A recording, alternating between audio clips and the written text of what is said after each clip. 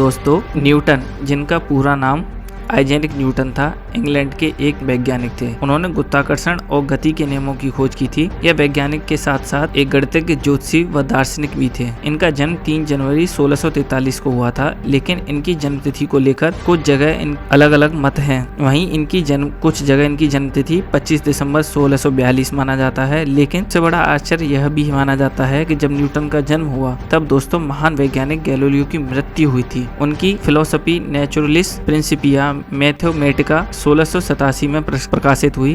यह विज्ञान के इतिहास में अपने आप में सबसे प्रभावशाली पुस्तक है, जो अधिकांश साहित्यिक यांत्रिकी के लिए आधारभूत का कार्य की भूमिका निभाती है। दोस्तों, बात करते हैं शुरू से इनके जीवन के बारे में। तो इनकी 2 जन्मतिथि होने का कारण है कि इंग्लैंड में ग्रेगोरियन कैलेंडर को नहीं अपनाया था, इसलिए इनकी जन्मतिथि क्रिसमस दिवस यानी 25 दिसंबर 1642 के रूप में दर्ज है। दोस्तों, न्यूटन का जन्म उनके पिता की मृत्यु के 3 महीने बाद हुआ था। वे एक समृद्ध किसान थे। न्यूटन का जन्म परिपक्व अवस्था में हुआ था।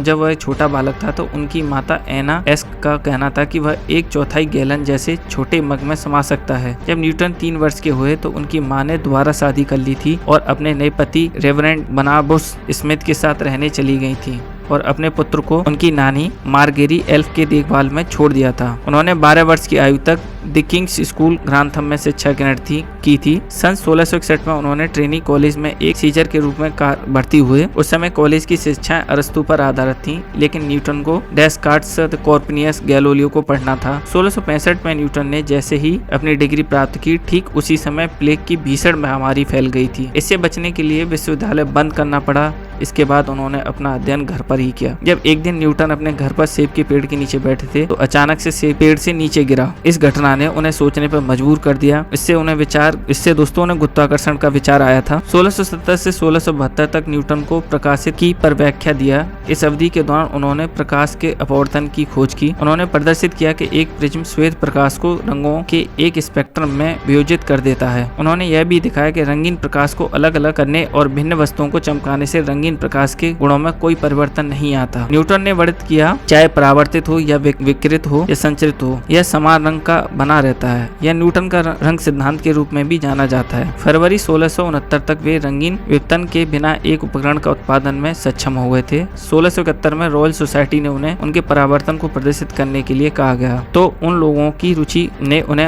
अपनी टिप्पणियों और कोलर के प्रकाशन हेतु प्रोत्साहित किया, जिसके बाद में उन्होंने अपनी ऑप्टिक्स के रूप में विस्तृत कर दिया। जब रॉबर्ट हुक ने न्यूटन को कुछ विचारों की आलोचना की तो न्यूटन नाराज हुए। उन्होंने सार्वजनिक बहस से बाहर हो गए और उन्हें हुक की मृत्यु तक वो इनके दुश्मन बने रहे। फिलोसफी नेचुरलिस प्रिंसिपिया मैथमेटिका, जिसे अब प्रिंसिपिया के रूप में जाना जाता है, का प्रकाशन एडमंड हेली की वित्तीय मदद और प्रोत्साहन से 5 जुलाई 1687 को हुआ। इस कार्य में न्यूटन ने गति के 3 सार्वभौमिक नियमों को दिया, जिसे अगले 200 सालों तक कोई भी नहीं सुधार सका। प्रिंसिपिया के कारण न्यूटन को अंतर्राष्ट्रीय ख्याति मिली और अप्रैल 1705 में हेनी ने न्यूटन को नाइट की उपाधि दी।